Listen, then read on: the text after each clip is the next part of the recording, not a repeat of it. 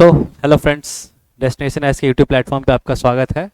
और मैं अभिषेक सिसोदिया डेली की तरह आज के लिए आपके लिए करंट अफेयर्स के जो भी इंपॉर्टेंट टॉपिक्स न्यूज़ में रहे हैं आपके लिए लेके आया हूँ, ताकि आपको 70th बीपीएससी के प्रिपरेशन में काफ़ी ज़्यादा हेल्प मिले। ओके, तो स्टार्ट करते हैं आज का टॉपिक। देखते हैं क्या क्या है आज हमारे इस सेशन में। सबसे पहले हम लोग कुछ क्वेश्चंस के फॉर्म में आज के करंट अफेयर्स को कवर करेंगे। पहले क्वेश्चन को डिस्कस करेंगे, उसके बाद उसका डिटेल सॉल्यूशन पे हम लोग ध्यान देंगे। ओके, तो पहला क्वेश्चन आपके लिए है, which ministry recently launch the first national additive manufacturing symposium. तो अभी पहला national additive manufacturing symposium launch हुआ है। आपको बताना है कि कौन सी मिनिस्ट्री ने इस पर्टिकुलर चीज को लॉन्च किया है। आपके ऑप्शंस हैं, A ministry of electronics and information technology, B ministry of home affairs, C ministry of defence, या फिर D ministry of urban development.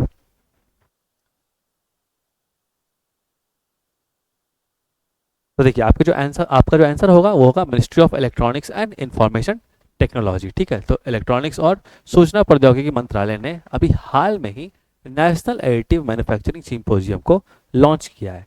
हम लोग इसको थोड़ा डिटेल में देखते हैं और जानते हैं इसके बारे। तो देखो, पहले आपका स्टेटमेंट जो आपका क्वेश्चन का था, तो ministry of electronics and information technology MeitY inaugurated the first national additive manufacturing symposium. देखो क्या है ना कि बीपीएससी में आना, आप जनरली जो भी चीज़ पहली बार हो रहा है ना, उनको थोड़ा सा एक्स्ट्रा वेटेज देना, उनको थोड़ा सा ज़्यादा ध्यान देना आप लोग। ठीक है, क्या कि उसका चांसेस थोड़ा बढ़ जाता है एग्जाम्स में आने का।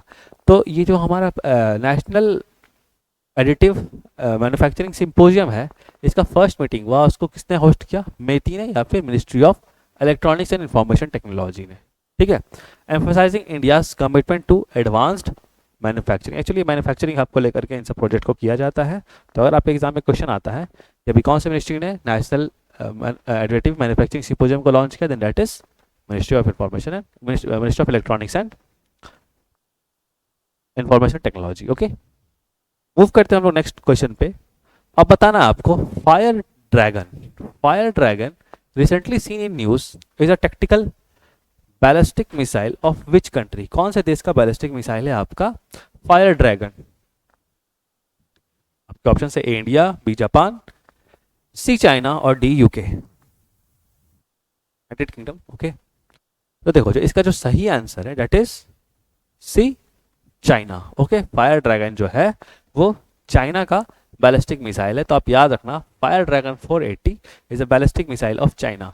और यहाँ पे एक इंटरेस्टिंग चीज़ आपको बता दूं मैं, कि चाइना जब इस मिसाइल को मतलब लॉन्च करके टेस्टिंग कर रहा था, तो उसने क्या किया, एक सिमुलेशन वीडियो बनाया, मतलब कि एनिमेटेड वीडियो बोल लो, जिसमें उसने साफ साफ दिखाया कि किस तरह इस बैलिस्टिक मिसाइल का यूज़ करके वो यूएसए के शिप को डुबो सकता है या यूएसए के शिप को डिस्ट्रॉय कर सकता है। तो एक तरह से राइवलरी हो गया इस वीडियो से। लेकिन आप समझना कि हाँ भाई, ये किसका आपके एग्जामिनेशन पर्सपेक्टिव से आप ध्यान रखना कि फायर ड्रैगन 480 कौन सी कंट्री का बैलिस्टिक मिसाइल है, तो वो चाइना का है। ओके, मूव करते हैं अगले क्वेश्चन पे हम लोग।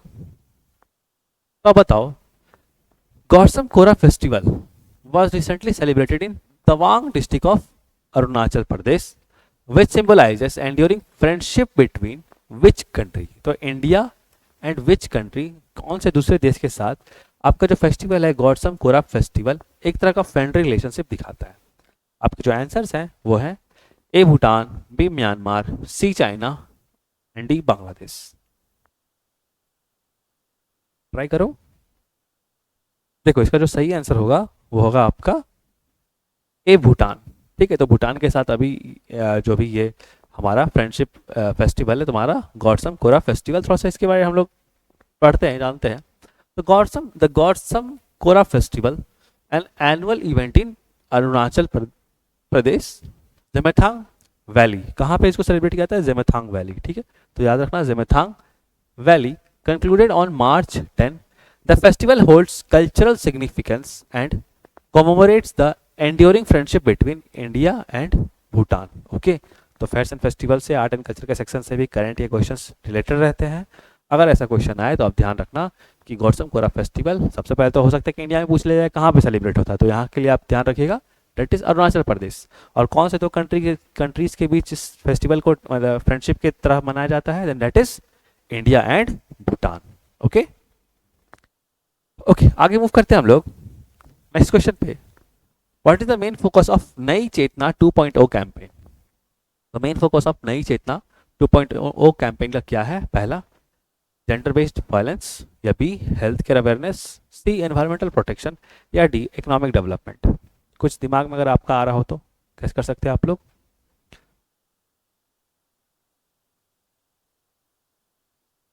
ओके, मैं आंसर बता देता हूँ। तो नई चेतना 2.0 कैंपेन जो है वो एक्चुअली जेंडर बेस्ड वायलेंस के लिए है, ठीक है, लिंग आधारित हिंसा को कम करने के लिए। थोड़ा जानते हैं इसके बारे। तो देखो, नई चेतना, ठीक है, Nayi Chetna 2.0 will be launched on international day of elimination, international day for elimination of violence against women. तो कहीं ना कहीं जो इंटरनेशनल डे है to eliminate violence against women, कौन सा है? 25 नवंबर, ठीक है, यहाँ ध्यान रखना, 25 नवंबर, 25 नवंबर। तो इस चीज़ को मतलब कि वायलेंस अगेंस्ट वुमेन को कम करने के लिए आपकी नई चेतना प्रोग्राम को लॉन्च किया गया था। इसमें थोड़ा और जानते हैं हम लोग डिटेल में कि इसमें 9 ministries will support ministry of rural development national campaign. तो एक्चुअली ये कैंपेन किसका है? मिनिस्ट्री ऑफ रूरल डेवलपमेंट, ठीक है, ये पॉइंट याद रखना, यहाँ से एक क्वेश्चन बन सकता है। मिनिस्ट्री ऑफ रूरल डेवलपमेंट का कैंपेन है अगेंस्ट, अगेंस्ट किसके खिलाफ? अगेंस्ट जेंडर बेस्ड वायलेंस, ठीक है, जेंडर बेस्ड वायलेंस के खिलाफ। और इसको सपोर्ट कहाँ कहाँ से मिल रहा है? लगभग और 9 मिनिस्ट्री से सपोर्ट मिल रहा है। तो मल्टीपल मिनिस्ट्रीज इसमें सपोर्ट कर रही हैं आपका। कौन सी मिनिस्ट्री को? Ministry of rural development. Okay, तो it will be observe across 34 Indian states and UTs. तो all over 34 Indian states and UTs till 23 December. तो 34 इंडियन स्टेट्स और यूटीज में इसको सेलिब्रेट किया जाए, मतलब इसको मतलब इस कैंपेन को लॉन्च किया जाएगा टिल 23 दिसंबर, ठीक है। तो ध्यान रखना इस चीज़ का, आपको सिर्फ फोकस यही करना है, Nayi Chetna 2.0 gender based violence को कम करने के लिए। ओके, आगे मूव करते हैं। What is India's rank in the world press freedom index 2024? तो आपको सिंपल सा आंसर देना है कि प्रेस फ्रीडम इंडेक्स में इंडिया का क्या रैंक है। ओके, अगर हिंदी में रिपीट करें तो विश्व प्रेस स्वतंत्रता सूचकांक 2024 में भारत की रैंक क्या है? ऑप्शन है A155, B159, C161 या D138। काफी फैक्चुअल है, बट ये फैक्चुअल इस तरह से एग्जाम से पूछा जाता है। तो ध्यान रखो, इंडिया का जो प्रेस फ्रीडम इंडेक्स में रैंक है दैट इज 159, ठीक है। थोड़ा सा इस इंफॉर्मेशन देख लेते हैं यहाँ से। तो it is an annual report, okay, press freedom index जो होता है एनुअल रिपोर्ट होता है। और यहाँ पे ध्यान देना है आपको, कौन सी बॉडी इसको निकालती है? That is reporters without borders, ठीक है, रिपोर्टर्स विदाउट बॉर्डर्स बॉडी है जो कि आपका प्रेस फ्रीडम इंडेक्स को निकालती है। इंडिया की अगर पोजीशन की अगर हम बात कर ले तो India position has seen a slight improvement, मतलब कि हम लोग के ओवरऑल पोजीशन में क्या हुआ है कि इंप्रूवमेंट हुआ है फ्रॉम 161 2023 में जहां हम लोग 161 पे थे टू 159 अमंग 180 कंट्रीज इन 2024। तो 2024 में हम लोग का क्या रैंक है? 159। इंप्रूवमेंट हुआ है, इस चीज का ध्यान रखना। देखो, इंप्रूवमेंट क्यों समझा जाता है, आपको इस तरह से स्टेटमेंट क्यों लिखा गया? डायरेक्ट भी लिख सकते थे कि 159, लेकिन आजकल के एग्जाम्स में क्या है ना कि आपसे पूछा जा रहा है कि कंपैरिजन क्या है, क्या हुआ उस पर्टिकुलर इंडेक्स में, क्या इंप्रूव किया है इंडिया या फिर डिक्रीज किया है या डिटोरिएट किया है, इस चीज को आपको समझना पड़ेगा। ओके, बीपीएससी क्या है कि अपने क्वेश्चंस के लेवल को थोड़ा इंप्रूव कर रहा है, तो आपको उस हिसाब से समझना पड़ेगा कि क्वेश्चंस क्या आ रहे हैं। अब कंपैरिजन बेसिस पे क्वेश्चन पूछे जाते हैं तो आप हमेशा कोई भी इंडेक्स को ध्यान दो कि क्या इसमें इंडिया का परफॉर्मेंस अच्छा हुआ है या पहले से नीचे आ गया है इंडिया, ठीक है। तो ध्यान देना नेक्स्ट टाइम पढ़ते टाइम इस चीज़ को। ओके, तो मैं फिर से रिपीट कर दूं कि रिपोर्टर्स विदाउट बॉर्डर्स निकालती है आपका प्रेस फ्रीडम इंडेक्स और इसमें इंडिया का रैंक 159 है, ठीक है। आगे मूव करते हैं। Next question, what is the position of India among FDI recipients? Foreign direct investment जो उसके रेसिपिएंट से आता है एफडीआई। तो एज पर 2024 world investment report of United Nation conference on trade and development, तो इंडिया का क्या पोजीशन रहा है आपका एफडीआई रिसिपिएंट्स को लेकर के? काफी फैक्चुअल चीजों को कवर किया गया है। मेन मोटिव है कि जो भी फैक्चुअल इन्फॉर्मेशन है वो आपको एमसीक्यू के थ्रू बता दिया जाए। आई थिंक आप गेस कर चुके होंगे या फिर नहीं किए होंगे, तो मैं बता दूं कि आंसर इज 15। तो इंडिया का रैंक जो है वो 15 है आपका, किसमें? एफडीआई रिसिपिएंट्स 2024 के वर्ल्ड इन्वेस्टमेंट रिपोर्ट में, ठीक है। थोड़ा सा इसको हम लोग डिटेल में कवर करते हैं, जानते हैं इसके बारे। तो देखो, सबसे पहले तो वर्ल्ड इन्वेस्टमेंट रिपोर्ट निकालती कौन है, ये इंपॉर्टेंट है आपके लिए। तो वर्ल्ड इन्वेस्टमेंट रिपोर्ट 2024 किसके द्वारा निकाला गया है या फिर कौन पब्लिश करता है? That is United Nation conference on trade and development. 1 marks तो यहाँ पे आपका, इस चीज़ को ध्यान रखना। United Nation conference on trade and development, UNCTAD याद रखना है आपको, क्या निकालती है? World investment report. ओके, अगर बात करें तो global foreign direct investment, global FDI या foreign direct investment in 2023 decreased marginally by 2%। तो ध्यान रखना ये ग्लोबली जो एफडीआई है, जो फॉरेन डायरेक्ट इन्वेस्टमेंट है, वो 2023 में थोड़ा डिक्रीज किया था 2%। और अगर इंडिया की रैंक की बात करें हम, तो India's rank among FDI recipient, FDI recipient मतलब कि कितना FDI foreign direct investment India को मिला, उसमें अगर बात करें तो इंडिया का रैंक जो कि 8 था आपका 2022 में, 2022 में कितना था? 8 था, और अब 2023 में कितना है? 15 है, यानी 15th है। तो कहीं ना कहीं हम नीचे गिरे, हमारा परफॉर्मेंस खराब है। हम लोग एफडीआई में, अब थोड़ा सा हम लोग को कम एफडीआई मिल रहा है पहले ये कंपैरिजन में। तो ये क्रक्स, ये आपको अंडरस्टैंडिंग होना बीपीएससी जैसे एग्जाम्स में काफ़ी ज़्यादा इंपॉर्टेंट है। ओके, तो एफडीआई रैंकिंग में हम लोग कितने नंबर पे हैं इस बार? 15th स्पॉट पे है, ठीक है, एफडीआई रेसिपिएंट्स रैंकिंग में। ओके, आगे मूव करते हैं हम लोग, थोड़ा सा इंफॉर्मेशन और है। China the second largest FDI recipient in the world saw a rare decline in inflows. तो चाइना जो कि सेकंड लार्जेस्ट एफडीआई रेसिपिएंट है, उसमें भी क्या हुआ है कि अभी रिसेंटली डिक्लाइन हुआ है।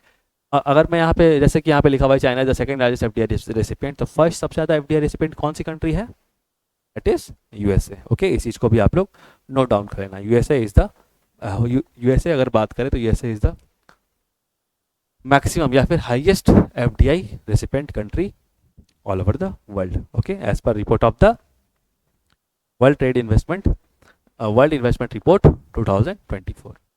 ओके, आगे मूव करते हैं हम लोग नेक्स्ट क्वेश्चन पे।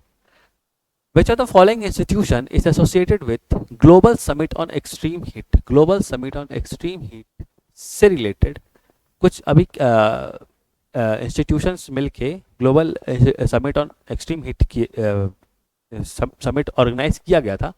आपको ये बताना है कि कौन कौन से इंस्टीट्यूशन इस चीज़ को ऑर्गेनाइज किए थे। आपके ऑप्शन है a United State Agency for International Development, USAID बोलते हैं हम लोग शॉर्ट फॉर्म में, या फिर सेकंड ऑप्शन है वर्ल्ड मेट्रोलॉजिकल ऑर्गेनाइजेशन, और थर्ड है आपका International Federation of Red Cross. एक बार ट्राई करो, थोड़ा सा ट्राई करने से अच्छा होता है कि कुछ गलत अगर सोच रहे होगा तो अगर सही आंसर जब हम बोलेंगे तो उसे आप कंपेयर कर सकते हो। देखो, इसका जो सही आंसर है that is a 1 and 3 only, ठीक है ना। इस चीज़ का ध्यान रखना। आप लोग, बहुत लोगों को वर्ल्ड मेट्रोलॉजिकल ऑर्गेनाइजेशन लगेगा, लेकिन ये नहीं है। इसका जनरल काम है कि ग्लोबल लेवल पे जो भी टेम्परेचर डिफरेंस या फिर साइक्लोन बोल रहा हूँ मैं, मतलब ओवरऑल जो भी ग्लोबल वेदर चेंजेस हैं उनका रिपोर्टिंग करना, उसके बारे में इंफॉर्मेशन देना, ठीक है। इस चीज़ का आप लोग ध्यान रखना। जो चीज़ कभी कभी हम लोग को लगता है वो आंसर का पार्ट नहीं होता है, ठीक है। कभी कभी हम लोग उससे कंफ्यूज हो जाते हैं कि भाई ये बॉडी जो है वो तो रिलेटेड है इससे, तो क्यों शायद ये हो, तो वहाँ पे गलती होने के चांसेस बढ़ जाते हैं। ओके, तो यूसैइड है और इंटरनेशनल फेडरेशन और रेड क्रॉस है। थोड़ा सा इसके बारे में हम लोग बातचीत करते हैं। तो United States Agency for International Development, USAID, okay, और and International Federation of Red Cross and Red Crescent Society, ठीक है, International Federation of Red Cross याद रखना, hosted the first global summit on extreme heat. ये भी देखो, पहली बार ये global summit on extreme heat रखा गया है। काफ़ी इंपॉर्टेंट है, ये होना भी चाहिए था। आप लोग देख रहे हैं खुद क्लाइमेट चेंज से कितना ज़्यादा टेम्परेचर कितना ज़्यादा टेम्परेचर इंक्रीज हो गया है। ओके, तो ये फर्स्ट ग्लोबल समिट था, एक्सट्रीम हीट हो रही थी, इसके कारण यूसैइड और इंटरनेशनल फेडरेशन और रेड क्रॉस ने इस इनिशिएटिव को लॉन्च किया है, which brought together leaders and change makers from across the world. मतलब जो भी इन्वॉल्व स्टेक होल्डर्स है सबको साथ में लाया गया ताकि कुछ डिसीजन लिया जाए कि हाँ भाई किस तरह से हम लोग आगे की रणनीति कैसी हो कि हम लोग थोड़ा सा क्लाइमेट चेंज को इम्प्रूव कर पाए, ठीक है। आगे मूव करते हैं हम लोग नेक्स्ट क्वेश्चन पे। तो अब आपको बताना है what is district 10 star liner, very important. What is the district 10 star liner that has been in news recently. आपके ऑप्शन है ए, क्या ये इंडिजियसली डेवलप्ड सैटेलाइट है, या फिर बी, क्या ये indigenously unmanned air vehicle of Indian navy है? सी, क्या ये हाई कैपेसिटी इजराइल रेडार है? या डी, एक तरह का लॉन्च व्हीकल है? देखो, इसका जो सही आंसर है that is indigenous unmanned air vehicle of Indian navy. ठीक है, भारतीय नौसेना का एक स्वदेशी यूएवी अनमैन्ड एयर व्हीकल है। थोड़ा सा इसके बारे में हम लोग डिस्कस करते हैं, इंपॉर्टेंट है ये एग्जामिनेशन पर्सपेक्टिव से, ठीक है ना। तो देखो, Indian navy chief unveiled the first indigenously manufactured Drishti 10 star liner unmanned aerial vehicle. ठीक है, तो अनमैन्ड एरियल व्हीकल है एक तरह का ये दृष्टि 10 स्टार लाइनर। ध्यान रखना यहाँ तक नाम इसका, जो दृष्टि 10 star liner unmanned air vehicle है। इन हैदराबाद ऑन वेडनेसडे इसको डिस्प्ले किया गया था। The unmanned air vehicle which is a drone, एक तरह का ड्रोन है, आप जान रहे हो ड्रोन का एप्लीकेशन कितना ज़्यादा हो गया आज की डेट में, has been manufactured by Adani defence aerospace. तो यहाँ पे भी आप लोग क्वेश्चन बन सकता है कि आखिर दृष्टि 10 स्टार लाइनर जो कि एक यूएवी है, अनमैन्ड एरियल व्हीकल है, उसको किसने बनाया है? That has been manufactured by Adani defence and aerospace. ठीक है, यहाँ से भी क्वेश्चन आपको बन सकता है, तो ओवरऑल इस चीज़ का ध्यान रखना आप लोग। तो आज के लिए इतना ही शॉर्ट एंड क्रिप्स वीडियो में आपके लिए था, ताकि आपको इन्फॉर्मेशन डिस्क्रीट वे में प्रोवाइड किया जाए। जो भी वन लाइनर इन्फॉर्मेशन है वो भी आपसे छूटे ना, क्योंकि बीपीएससी में अक्सर देखा गया है कि कुछ इन्फॉर्मेशन ऐसे होते हैं कि वो सिर्फ अगर आप जान लें तो वो क्वेश्चन आप सॉल्व कर सकते हैं एग्जाम में, सिर्फ सुनने से वो क्वेश्चन सॉल्व हो सकता है। ओके, मिलते हैं इसी तरह के वीडियो में जल्द ही, तब तक के लिए थैंक यू सो मच।